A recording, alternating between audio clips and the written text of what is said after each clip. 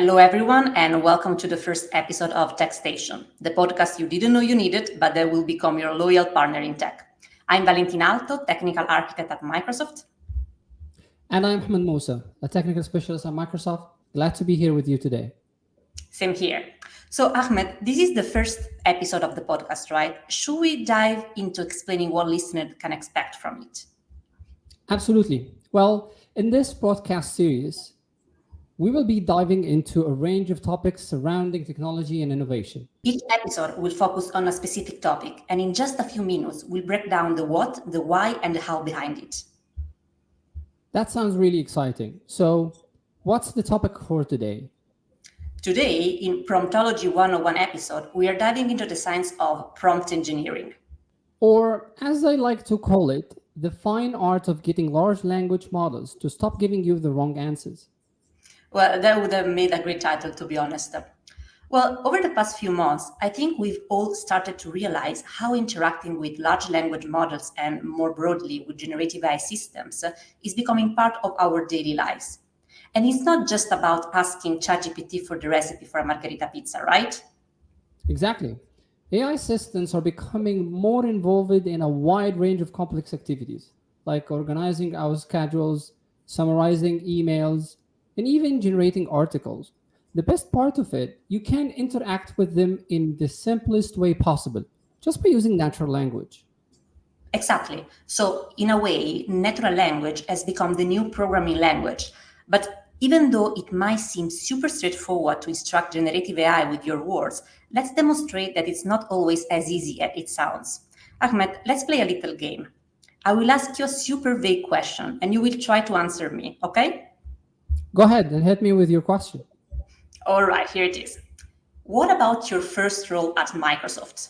Okay, I'm not sure. Are you asking about the role, the title, responsibilities? I didn't get your question right. Hey, why are you not giving me the answer? I mean, it's not my fault. How do you expect me to give you an answer if your question is so vague? Right? And it's impossible to get somewhere when the indications are so vague. And that is why prompt engineering is so crucial when you're working with generative AI. A good prompt is the difference between getting a brilliant, accurate response and, well, getting something that makes little or no sense. And that's how prompt engineering works. You've got to be specific, clear, and give the generative AI the right context to understand what you really want. So let's break it down for our listeners. First of all, there are two types of prompts you should be aware of: the meta prompt or system message, and the user query, which we can simply just call it prompt. Amazing. Let's start from the meta prompt. The meta prompt is the set of instructions in natural language that sits in the backend of our AI application. It's something that the end user will not see, but it's rather configured by the AI developer. In the meta prompt, we can instruct the model to have a certain style or a certain knowledge in a specific domain. For example, let's consider the following meta prompt. Quote unquote, you are an AI math assistant for high school students. Never give the final answer to the problem, but rather share the thought process so that students can make it on their own. On the other hand, when it comes to the actual user's query, we refer to it as user prompt or simply prompt. For simplicity, from now on, let's focus on the user prompt and how to make the most out of your AI when asking your questions. Let's explore some tips that will make your day. Shall we start from the obvious ones?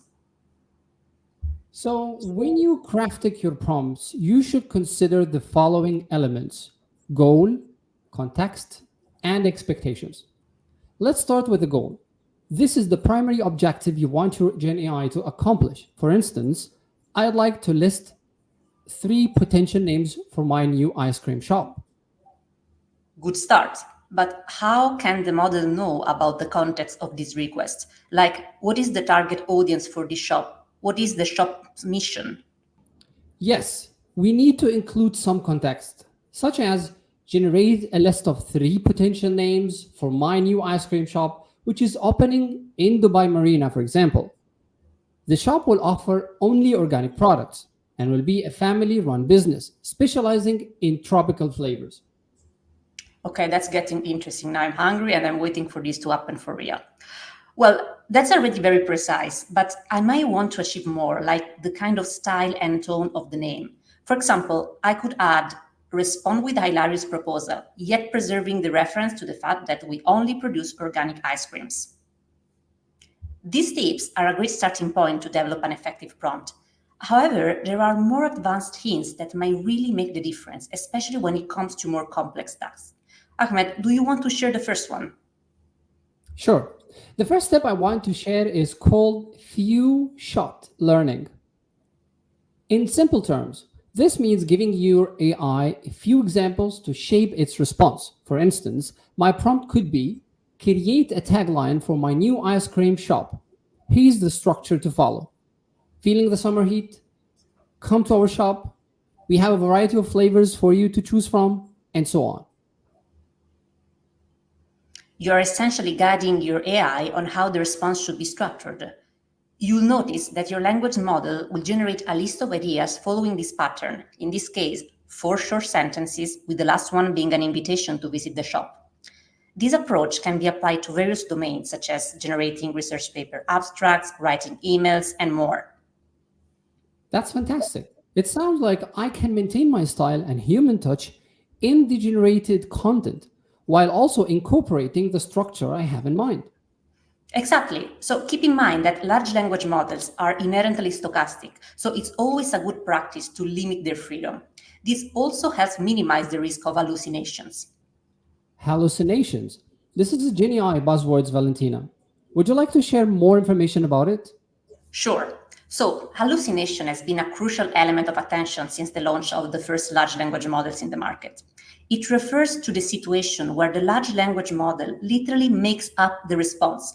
And of course, this leads to many risks for users.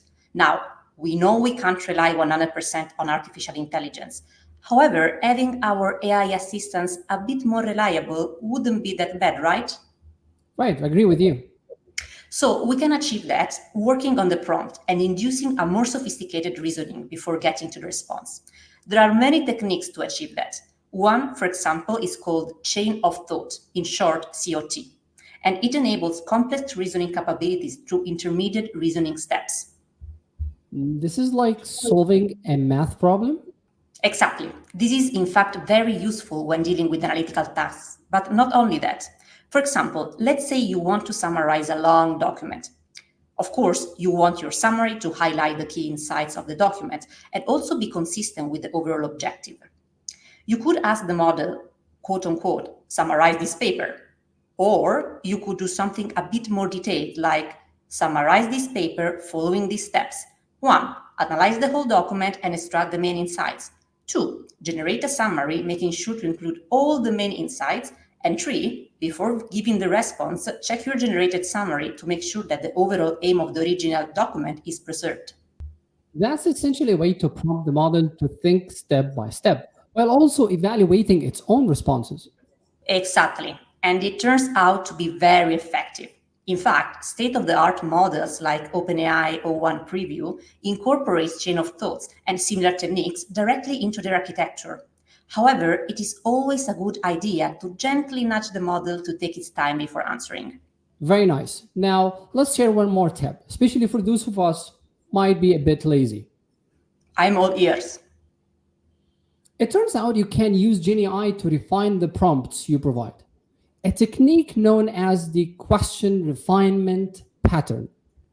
This method involves the LLM enhancing the questions given by the users, making it particularly helpful for users who may not be experts in the subject or are not sure how to phrase their question. For example, a prompt could look like this: whenever I ask a question about biology, please suggest a more refined version and ask if I'd like to proceed with it. Then I start asking my first question: how do plants produce oxygen and why it's important for humans and animals? In this case, the GenAI helps transform general biology questions into more specific ones. That's amazing. Basically, generative AI helping itself. And following this example, the model will rephrase your question with something like that. Can you explain the process of photosynthesis in plants and its significance for human and animal life? Exactly. These simple tips can make a significant difference, to be honest. And here's a fun fact for you.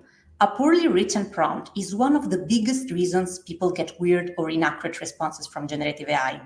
But sometimes we tend to be lazy and we blame the AI app for not being accurate enough. So it's not the AI fault, it's mine, isn't it? Well, sometimes yes, but hey, that's why we're here, right? To learn how to talk to your digital assistants better. And speaking of learning, there are numerous prompt libraries available on the internet, like those offered by Microsoft, ChatGPT, and many others, where effective prompts truly shine. These libraries enable you to use AI prompts effectively. And to achieve the best results, you need to master the art of crafting your prompt. Yep, exactly. Whether you're building chatbots, automating processes, or just having fun with language models, it all comes down to the prompt. So, folks, the next time you are frustrated with the GenAI giving you strange answers, don't take it out on the robot. Instead, evaluate your prompts. It's clear, detailed, and is it rich enough in context? And if not, just imagine you're giving directions to a lost tourist. Be specific, and he will get to where he wants to go. That's the takeaway. People, mind your prompts. And that's all we've got for today on Promptology 101. Hope you enjoyed this episode, and remember, generative AI is only as good as the words you give it. That's wrap up this episode. We hope that you join us for more to come.